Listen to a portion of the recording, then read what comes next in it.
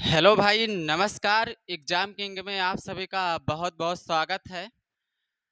आज जो practice set की क्लास बोले थे चलाने के लिए, तो आज से स्टार्ट है। ठीक है भाई, आज पहली क्लास है प्रैक्टिस सेट की। तो इसमें हम बढ़िया बढ़िया सवाल लेकर आए हैं। ठीक है, आप लोग एक बार इसको देखिए पूरी क्लास को और समझिए।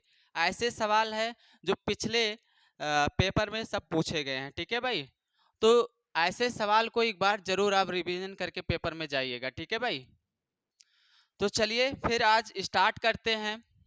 40 वस्तुओं का विक्रय मूल्य 50 वस्तुओं के क्रय मूल्य के बराबर है, तो लाभ प्रतिशत क्या होगा? आपको लाभ प्रतिशत बताना है। ठीक है भाई, चलिए ध्यान दीजिए। यहाँ पे सवाल में बोला है 40 वस्तुओं का विक्रय मूल्य यानी क्या, सेलिंग प्राइस। ठीक है, वो बराबर किसके है? 50 वस्तुओं के कॉस्ट प्राइस। ठीक है, एसपी का मतलब मेरे भाई सेलिंग प्राइस, सीपी का मतलब कॉस्ट प्राइस। ठीक है, अब यहाँ पे देखिए एसपी यहाँ पे आप लिखेंगे। ठीक है, बट्टे में क्या हो जाएगा? सीपी हो जाएगा। बराबर उधर सीपी गुने में है तो बराबर किस साइड आएगा? तो बट्टे में हो जाएगा। ठीक है, बराबर आपका क्या हो जाएगा? 50 और बट्टे में मेरे भाई क्या हो जाएगा? 40। ठीक है, ये 40 बराबर किधर गुने में है तो बराबर उधर जाएगा तो बट्टे में हो जाएगा। अब देखिए ऊपर वाले एक जीरो से नीचे वाला एक जीरो कट गया। अब यहाँ पे आपका एसपी और बट्टे में सीपी बराबर आपका आ गया 5/4। ठीक है, यहाँ पे आप देखिए सीपी हमारा कितना है? 4 है। एसपी कितना है? 5 है। ठीक है, यानी कॉस्ट प्राइस जो है वो कितना है? 4 है और सेलिंग प्राइस क्या है? 5 है। यानी आप कह सकते हैं कि 4 रुपए के सामान को बेचा कितने में गया है? 5 रुपए में बेचा गया है। तो एक का क्या हुआ? प्रॉफिट हुआ। कितने का प्रॉफिट हुआ मेरे भाई? एक का। ठीक है, तो आप जानते हैं कि प्रॉफिट परसेंट बराबर क्या होता है? प्रॉफिट कितने का प्रॉफिट हुआ बट्टे में सीपी और गुने में क्या हो जाएगा? 100। ठीक है, ये फार्मूला आप सब जानते हैं, ये प्रॉफिट परसेंट निकालने के लिए होता है। ठीक है भाई, अब यहाँ पे देखिए इस पे आप रख लीजिए कितने का प्रॉफिट हुआ है? एक का हुआ है। सीपी कितना है? सीपी आपका 4 है। ठीक, और गुने में आपका हो जाएगा 100। ठीक है भाई, अब इस 4 से इसको काटेंगे तो आपका हो जाएगा 25। यानी कितने का प्रॉफिट हुआ? तो आप कह सकते हैं कि 25% का। ठीक है भाई, कितने का प्रॉफिट हुआ? 25% का। बताइए भैया, सबको समझ में आया? चलिए अगला सवाल।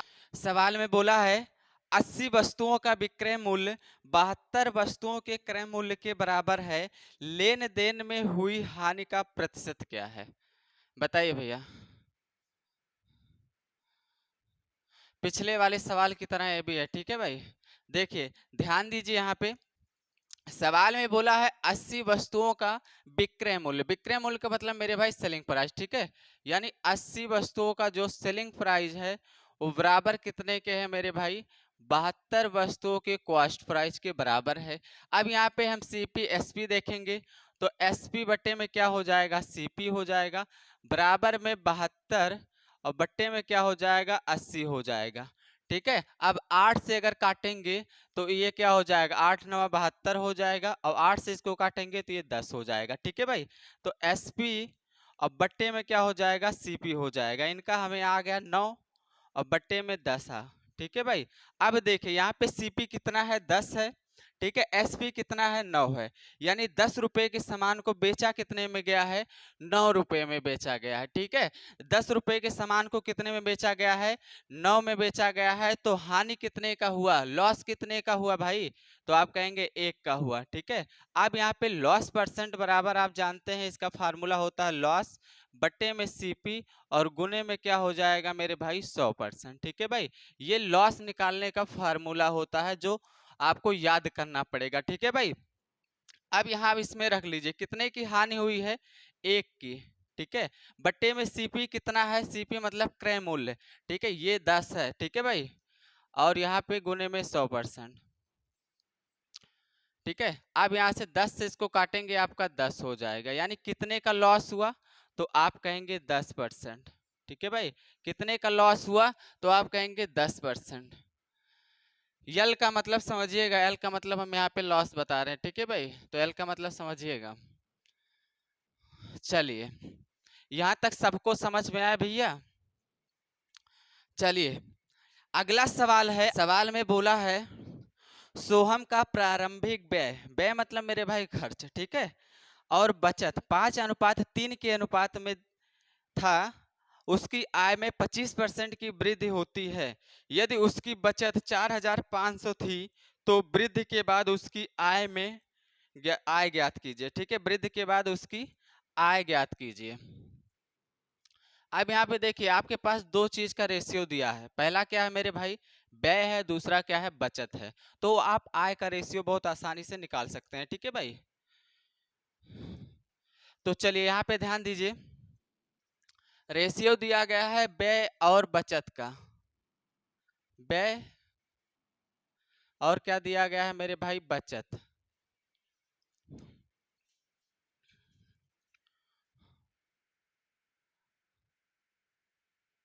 व्यय और बचत दो चीज का यहाँ पे रेशियो दिया गया है, 5:3 है। ठीक है, कितना है मेरे भाई, 5:3 है। अगर हम पूछे आय क्या हो जाएगा, ठीक है, आय क्या हो जाएगा, तो कोई आदमी 5 रुपए खर्च कर रहा है, 3 रुपए बचा रहा है, तो वो कमाता कितना होगा, उसका इनकम कितना होगा, तो आप कहेंगे 8 होगा। भाई अगर 8 होगा उसका इनकम, अगर उसका इनकम 8 होगा तभी तो 5 रुपया खर्च करेगा, 3 रुपया बचाएगा।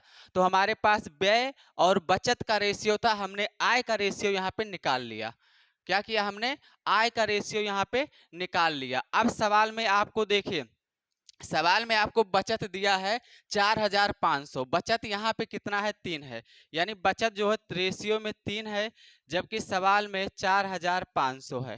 ठीक है, यानी 3 रेशियो का मान 4,500 है, तो एक रेशियो का मान कितना हो जाएगा, एक रेशियो का मान आपका हो जाएगा 1,500। ठीक है, कितना हो जाएगा, 1,500 हो जाएगा, यानी 4,500 में आप 3 से भाग लगा देंगे तो एक रेशियो का मान कितना हो जाएगा, 1,500। अब आप आय निकाल लीजिए, आय निकाल लीजिए। ठीक है, अब अगर एक रेशियो का मान 1,500 है तो 8 रेशियो का मान कितना हो जाएगा, 8 रेशियो का मान कितना हो जाएगा, तो आप कहेंगे हम 1,500 में क्या करेंगे, 8 से गुना कर देंगे, तो 15 8 कितना हो जाएगा, 120 हो जाएगा। ठीक है, और 2 जीरो आप यहाँ लगा देंगे। ठीक, तो इसका आय जो हो जाएगा वो 12,000 हो जाएगा। ठीक, क्या हो जाएगा, आय 12,000। यहां तक सबको समझ में आया भैया। उसका जो इनकम था वो पहले कितना था मेरे भाई, 12,000 था, कितना था, 12,000 था। अब सवाल में आपसे बोला है कि उसकी आय में 25% की वृद्धि की गई। ठीक है भाई, आय पहले थी कितना, 12,000 थी, कितना थी मेरे भाई, 12,000 उसकी आय पहले थी, 25 की वृद्धि की गई तो कितना होगी, 125%। ठीक है, परसेंट हटेगा तो बट्टे में 100 आ जाएगा। ठीक, अब यहाँ से देखे 25 से इसको काटेंगे तो 5, 25 से काटेंगे 4। ठीक है भाई, 4 से इसको काट देंगे तो आपका हो जाएगा 3,000। ठीक है भाई, 3,000 का 5 में गुना करेंगे तो आपका हो जाएगा मेरे भाई 15,000। ठीक है, कितना हो जाएगा, 15,000। बताइए, यहां तक सबको समझ में आया भैया। तो ऐसे ऐसे सवाल पेपर में आएंगे। ठीक है, क्योंकि ये सवाल जो है ये पूछा गया सवाल है, तो ऐसे सवाल को आप जरूर बनाइएगा एक बार। ठीक है भाई, चलिए अगला सवाल यहाँ पे दिया है, आप लोग इसमें बोला है तीन संख्याएं 4/5 बट्टे 5/6 और अनुपात क्या दिया गया है, 9/10 के अनुपात में है। सबसे छोटी और सबसे बड़ी संख्याओं के बीच का अंतर 12 है, वह संख्या ज्ञात करें जो ना तो सबसे छोटी और ना ही सबसे बड़ी है। ठीक है भाई, तीन संख्याएं हैं, तीनों का अनुपात दिया गया है और सबसे बड़ी और सबसे छोटी संख्या के बीच का अंतर दिया गया है। तो हमें रेशियो में पता होना चाहिए कि सबसे छोटी और सबसे बड़ी संख्या के बीच का अंतर कितना है। तो सबसे पहले यहाँ पे देखिए, ध्यान दीजिए, यहाँ पे तीन संख्या है, पहला संख्या जो है वो 4/5 है। ठीक है, अनुपात में दूसरी क्या है, 5/6। ठीक है, और तीसरी क्या है यहाँ पे, 9/10 है। क्या है मेरे भाई, 9/10 है। ठीक है, ये तीन संख्या का अनुपात आपके पास दिया है जो कि भिन्न के रूप में है। तो सबसे पहले इसको भिन्न से हटाएंगे। ठीक है, इसको साधारण भाषा में लिखेंगे। ठीक है, तो यहाँ पे देखिए इसका, देखिए नीचे वाला क्या है, 5 है, 6 है और 10 है, ऊपर में 4 है, 5 है, 9 है, तो ऊपर वाले को आप छोड़िए, नीचे वाले को देखिए 5 है, 6 है और क्या है मेरे भाई 10 है। ठीक है, अब इन तीनों का एलसीएम क्या होगा? ऐसी कौन सी छोटी से छोटी संख्या है जो इन तीनों से कट जाए? तो आप कहेंगे 30। क्या है मेरे भाई? 30 है। तो इन तीनों का एलसीएम जो हो जाएगा वो कितना हो जाएगा मेरे भाई? 30 हो जाएगा। ठीक है, अब करना आपको क्या है कि नीचे वाले से इसमें भाग करना है और जो आए उससे इसमें गुना कर देना है। 5 से अगर हम 30 में भाग करेंगे, देखिए यहाँ पे समझिएगा, 5 से अगर हम 30 में अगर हम 5 से भाग करेंगे तो कितना आएगा? 6 आएगा। अब इस 6 का गुना हम इसके ऊपर में कर देंगे। ठीक है, तो 6 चौक कितना हो जाएगा? 24 हो जाएगा। ठीक है, यानी पहली संख्या क्या हो गई? 24 हो गई। ठीक है, फिर इससे 6 से करेंगे तो कितना आएगा? 5 आएगा। 5 का ऊपर में गुना कर देंगे तो कितना हो जाएगा मेरे भाई? 25 हो जाएगा। ठीक है, और इससे करेंगे 10 से करेंगे 30 में भाग तो कितना आएगा? 3 आएगा। 3 का ऊपर गुना कर देंगे तो कितना हो जाएगा? 27 हो जाएगा। ठीक है, ये तीनों संख्याओं का मेरे भाई रेशियो आ गया। ठीक है, ये तीनों संख्याओं का रेशियो हमारे पास आ गया। अब देखिए समझिएगा, यहाँ पे सवाल में बोला है कि छोटी संख्या और बड़ी संख्या। ठीक है, सवाल में क्या बोला है कि सबसे छोटी और सबसे बड़ी संख्या का जो अंतर है वह 12 है। ठीक है, अब यहाँ पे रेशियो में सबसे छोटी और सबसे बड़ी संख्या का अंतर देखेंगे। सबसे छोटी 24 है, सबसे बड़ी क्या है मेरे भाई? 25 है। तो रेशियो में इनका अंतर कितना है? इनका अंतर मेरे भाई रेशियो में 3 है, जबकि सवाल में बोला है कि 12 है। ठीक है, यानी 3 रेशियो का मान कितना है? 12 है। ठीक है, तो एक रेशियो का मान कितना हो जाएगा? 12 में आप 3 से भाग कर देंगे तो 4 हो जाएगा। ठीक है, कितना हो जाएगा मेरे भाई? 4 हो जाएगा। अब सवाल में आपसे पूछा गया है वह संख्या ज्ञात करें जो ना तो सबसे छोटी और ना ही सबसे बड़ी है। ठीक है भाई, अब इसमें ध्यान दीजिए, कौन सी ऐसी संख्या है जो ना तो सबसे छोटी है ना तो सबसे बड़ी है? ये सबसे छोटी है, ये सबसे बड़ी है। ठीक है, बीच वाली आपकी हो जाएगी जो तो ना तो सबसे छोटी है ना तो सबसे बड़ी है। ठीक है भाई, अब एक रेशियो का मान यहाँ पे 4 है, तो 25 रेशियो का मान कितना हो जाएगा? 25 में आप 4 से गुना कर देंगे तो 25 चौका कितना हो जाएगा? 100। ठीक है, बताइए भैया, सबको समझ में आया? सबको समझ में आया भैया? चलिए, अगला सवाल, सवाल में बोला है पिता की आयु और उसके पुत्र की आयु का अनुपात 5:3 है। इनके आयु का अनुपात आपको दिया है। ठीक है भाई, उनकी आयु निरूपित करने वाली संख्या, यानी जो निरूपित करने वाली संख्या है, इनका जो गुणनफल है वो 960 है। ठीक है, 6 वर्ष के बाद, यानी आपकी वर्तमान नहीं पूछा है, 6 वर्ष की बाद का, ठीक है, अनुपात पूछा गया है, उनकी आयु का अनुपात। ठीक है, अब यहाँ पे ध्यान दीजिए, दो लोग हैं मेरे भाई, पिता हैं और कौन है? उनके पुत्र हैं। ठीक है भाई, इनके आयु का जो अनुपात है वो 5:3 है। कितना है मेरे भाई? 5:3 है। ठीक है, हम मान लेते हैं इनको 5x, इनको मान लेते हैं 3x। ठीक है, अब सवाल में बोला है कि उनके आयु को निरूपित करने वाली जो संख्या है उसका जो गुणनफल है, ठीक है, वो कितना है? 960 है। इस टाइप के सवाल में या तो गुणनफल देगा, गुणनफल 960 है, या तो ऐसा बोल सकता था कि उनका अंतर 960 है, या तो फिर ऐसा बोल सकता था कि उनका योग 960 है।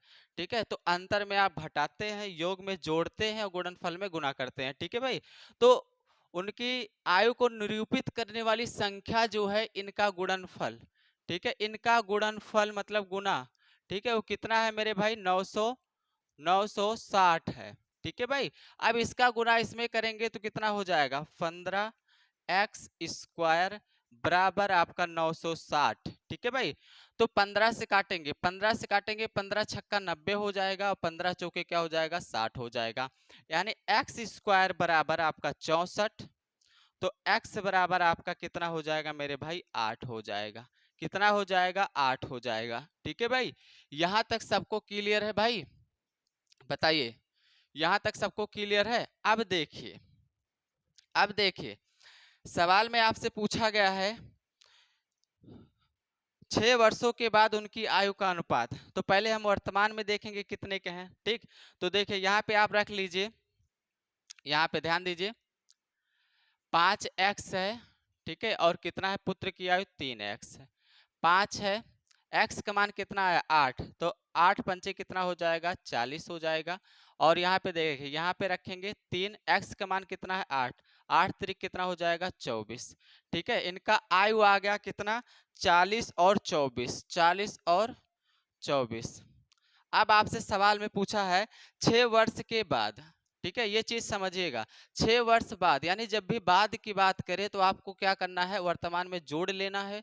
अगर पहले की बात करें तो वर्तमान में घटा लेना है, ठीक है। अब इसमें 6 आप जोड़ेंगे, 6 जोड़ेंगे तो ये कितना हो जाएगा 46 हो जाएगा, ठीक है। और इसमें 6 जोड़ेंगे तो आपका कितना हो जाएगा मेरे भाई 30 हो जाएगा, ठीक है। आप 2 से कटा लेंगे तो आपका ये 23 हो जाएगा, 2 से कटाएंगे तो आपका 15 हो जाएगा। यानी 6 वर्ष बाद का उनका रेशियो जो हो जाएगा वो कितना हो जाएगा 23:15 हो जाएगा। कितना होगा मेरे भाई 23:15 हो जाएगा। बताइए भैया सबको समझ में आया। चलिए अगला सवाल में बोला है एक व्यक्ति की मासिक आय 12,000 थी और उसकी मासिक व्यय 8,000 था। अगले वर्ष उसकी आय में 10% और व्यय में 8% की वृद्धि हुई, उसकी बचत में प्रतिशत वृद्धि ज्ञात कीजिए। ठीक है भाई, यानी उसका आय 12,000 दिया है, व्यय जो दिया है मेरे भाई 8,000 दिया है, ठीक है। आय में जो है 10% की वृद्धि हुई और व्यय में जो है 8% की, ठीक है। तो उसकी बचत में कितने परसेंट की वृद्धि हो गई, ये आपसे सवाल में पूछा गया है। अब यहाँ पे देखिए दो चीज आपको दिया है, आय और क्या दिया है मेरे भाई व्यय दिया है, ठीक है। देखिए ध्यान दीजिए यहाँ पे आय और क्या दिया है व्यय दिया है। अगर आय व्यय है आपके पास तो आप बचत यहाँ से बता सकते हैं कि कितना होगा, ठीक है। अब आय उसकी जो है मेरे भाई 12,000 है, कितना है मेरे भाई 12,000, व्यय कितना है, व्यय जो है 8,000 है, ठीक है। यानी 12,000 कमा रहा है 8,000 खर्च कर दे रहा है, तो बचत कितना होगा उसका, बचत आप यहाँ से निकाल लेंगे, 12,000 में से 8,000 घटाएंगे तो आपका 4,000 आ जाएगा, ठीक है। अब सवाल में बोला है कि उसकी आय में 10% की वृद्धि होती है, ठीक है, 10% की वृद्धि होती है, तो 12,000 का 10% आप निकालेंगे, 12,000 का 10% आप निकालेंगे तो कितना हो जाएगा मेरे भाई, परसेंट है तो परसेंट से आपका क्या हो जाएगा, 2 जीरो कट जाएगा तो कितना हो जाएगा 1200 हो जाएगा, ठीक है। कितना हो जाएगा 1200 हो जाएगा। अब सवाल में बोला है कि उसके व्यय में 8% की वृद्धि होती है, कितने की वृद्धि होती है 8% की, ठीक है। तो 8,000 का 8% निकालेंगे तो 600 कितना हो जाएगा 40 हो जाएगा, ठीक है। अब यहाँ पे देखिए आय कितना आ गया 12,000 सॉरी 1200 और व्यय कितना है 640 है, तो बचत कितना होगा, ठीक है। बचत में कितने की वृद्धि होगी मेरे भाई, तो 1200 में से मेरे भाई 640 आप घटाएंगे तो आपका कितना हो जाएगा 560 हो जाएगा, ठीक है। तो बचत में कितने की वृद्धि हुई 560 की, ठीक है। अब यहाँ से निकाल लीजिए कितने की वृद्धि हुई है 560 की वृद्धि हुई है, ठीक है। कितने से मेरे भाई, पहले कितना था 4,000 था, कितना था मेरे भाई 4,000 था। प्रतिशत के लिए आप क्या करेंगे 100% से यहाँ पे गुना कर देंगे, ठीक है भाई। अब देखिए 2 जीरो से 2 जीरो कट गया, 1 जीरो से 1 जीरो कट गया, 4 से काटेंगे तो आपका हो जाएगा 14, ठीक है। यानी कितने की वृद्धि हुई, बचत में कितने की वृद्धि हुई, तो आप कहेंगे 14% की हुई, ठीक है भाई। कितने की वृद्धि हुई, तो आप कहेंगे 14% की। बताइए भैया सबको समझ में आया। चलिए अगले सवाल पर चलते हैं। बोला है सुरेश ने राकेश को साधारण ब्याज पर 5 वर्षों के लिए कुछ राशि उधार दी। 5 वर्षों के अंत में राकेश ने राशि को चुकता करने के लिए सुरेश को राशि का 9/8 भाग लौटा दिया। प्रति वर्ष साधारण ब्याज की दर ज्ञात कीजिए, यानी रेट आपको बताना है।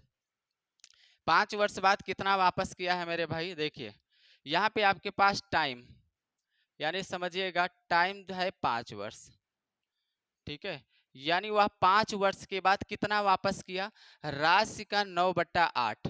9/8, 9/8 का मतलब मेरे भाई क्या समझिएगा, राशि का 9/8 वापस किया। यानी अगर वो 8 रुपए उधार लिया था तो वापस कितना किया है मेरे भाई 9। यानी 8 रुपए लिया था तो दिया कितना, 9 रुपए दिया। तो कितना एक्स्ट्रा दिया, 1 रुपए ज्यादा दिया है, तो 1 रुपए क्या है मेरे भाई, ब्याज है। ठीक है, यानी राशि प्रिंसिपल यानी लिया कितना था 8, तो 8 प्रिंसिपल हो जाएगा। ठीक है, 8 से दिया कितना है 9, 1 रुपया ज्यादा, तो ब्याज कितना हो जाएगा मेरे भाई, 1 हो जाएगा। ठीक है, अब आपसे सवाल में पूछा है रेट, तो रेट आप बता दीजिए रेट कितना होगा। तो बेसिक फार्मूला पे आप रखिए, एस आई बराबर P into R into T, और बट्टे में क्या हो जाएगा 100। ठीक है, रखिए कितने का ब्याज है, 1 का। ठीक है, पी कितना है मेरे भाई, प्रिंसिपल कितना है 8 है, रेट नहीं पता, टाइम कितना है 5 है, बटे में आपका कितना हो जाएगा 100 हो जाएगा। ठीक है, अब 5 से काटेंगे तो ये कितना हो जाएगा 20 हो जाएगा। ठीक है, तो आर बराबर कितना हो जाएगा, आर बराबर आपका 20 और बट्टे में मेरे भाई क्या हो जाएगा 8 हो जाएगा। ठीक है, 8 से काटेंगे तो कितना हो जाएगा, 8 से इसको काटेंगे 8 दूनी 16 और कितना हो जाएगा मेरे भाई, बचेगा 4, 8 पंचे 40। ठीक है भाई, यानी 2.5%, यानी रेट कितना हो जाएगा मेरे भाई, 2.5% हो जाएगा। बताइए भैया, सबको समझ में आया। बस इतना अगर इसमें समझ गए कि 9/8, 9/8 का मतलब कितना, अगर कोई आदमी आपसे 8 रुपया लिया था तो 9 रुपया दिया, कितना एक्स्ट्रा दिया है, 1 रुपया, 1 ज्यादा दिया है तो 1 क्या हो जाएगा, ब्याज हो जाएगा। ठीक है, तो बस आप बेसिक फार्मूले पे रख देंगे, आपका आंसर आ जाएगा। चलिए अगला सवाल आप लोग पढ़, सवाल में बोला है ए बी की तुलना में दोगुना कुशल मजदूर है और वे एक साथ मिलकर किसी कार्य को 13 दिन में पूरा करते हैं, अकेले बी उसी कार्य को कितने दिनों में पूरा कर पाएगा। ठीक है, अब देखिए ए बी की तुलना में दोगुना कुशल मजदूर है, ये टाइम एंड वर्क का सवाल है। ठीक है, अब यहाँ पे देखिए ए जो है वो बी से दोगुना कुशल मजदूर है। ठीक है, यानी क्षमता की बात कर रहा है। दोगुना का मतलब कितना, कि अगर ए बी जो है एक दिन में एक काम कर रहा है तो ए बी ए कितना करता होगा मेरे भाई, 2 करता होगा। ठीक है, यानी जो ए है वो बी से मेरे भाई दुगुना कुशल मजदूर है, यानी उसकी क्षमता उससे दुगुना है। तो यानी अगर बी एक दिन में एक काम करेगा तो ए कितना करेगा, 2 करेगा। ठीक है, ये क्या है मेरे भाई, इनकी क्षमता है। ठीक है, इनकी क्या है मेरे भाई, ये क्षमता है। ठीक है, अब आपसे सवाल में बोला है कि दोनों मिलकर किसी कार्य को 13 दिन में पूरा करते हैं। ठीक है, कितने दिन में करते हैं, 13 दिन में करते हैं।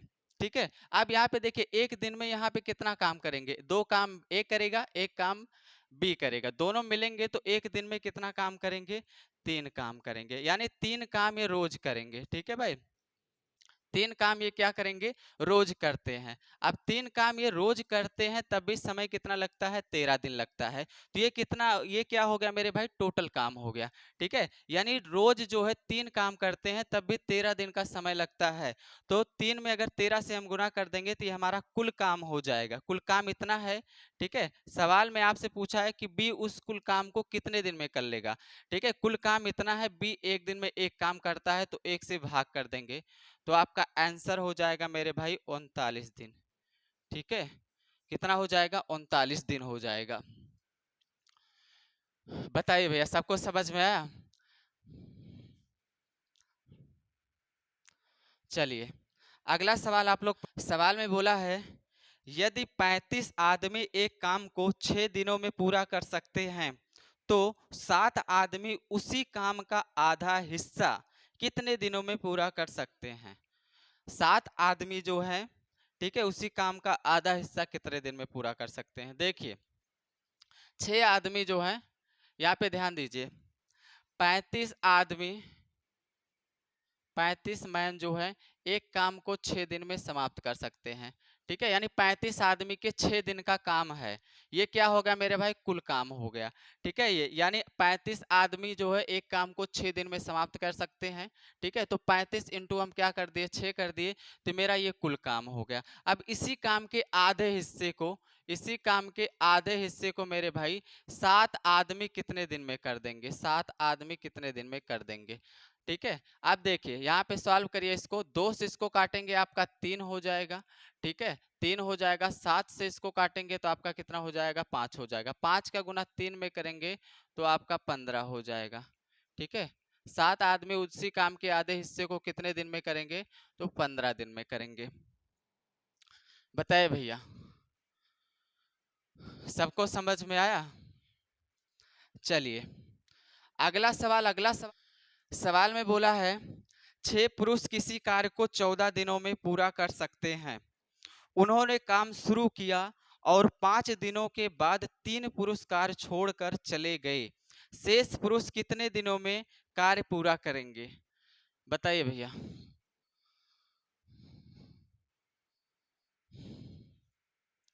6 पुरुष के 14 दिनों का काम था। ठीक है, यहाँ पे ध्यान दीजिए आप। 6 मैन के जो है मेरे भाई 14 दिन का काम था। कितने दिन तक? 14 दिन का काम था। ठीक है, अब 6 आदमी ने कितने दिन तक काम किया? ठीक है, कितने दिन तक काम किया? 5 दिन तक, यानी 5 दिन बाद छोड़ के चले गए। ठीक है, तो 6 आदमी ने कितने दिन तक काम किया? 5 दिन तक काम किया। अब समझिएगा, 6 आदमी के 14 दिन का काम था। 6 आदमी ने कितने दिन तक काम किया? तो 5 दिन तक काम किया है। ठीक है भाई, 6 आदमी के 14 दिन का काम था, 6 आदमी ने 5 दिन तक काम किया, तो 6 आदमी के कितने दिन का काम बचा है? बताइए, 6 आदमी के कितने दिन का काम बचा है? 14 में से 5 गया, आपका 9 हो जाएगा। ठीक है भाई, 6 आदमी के कितने दिन का काम बचा है? तो 6 आदमी के 9 दिन का काम बचा है। अब 3 आदमी काम छोड़कर चले गए। 6 में से 3 चले गए तो बचे कितना? 3 आदमी। अब इस 3 आदमी इस काम को कितने दिन में पूरा करेंगे?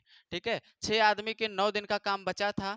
ठीक है, 3 आदमी चले गए, तो अब ये काम कितने दिन में पूरा होगा? अब यहाँ से बनाइए, देखिए 3 से इसको काटेंगे आपका 2 हो जाएगा। ठीक है, 2 का गुना 9 में करेंगे तो कितना दिन हो जाएगा? 18। क्या हो जाएगा मेरे भाई? 18। यानी कितने दिनों में पूरा करेंगे? तो 18 दिन में पूरा करेंगे। ठीक है भाई, बताइए सबको समझ में आया? चलिए अगला सवाल है। सवाल में बोला है समान धनराशि पर 2 वर्षों में प्राप्त चक्रवृद्धि ब्याज और साधारण ब्याज की राशियों का अंतर 40 रुपए है।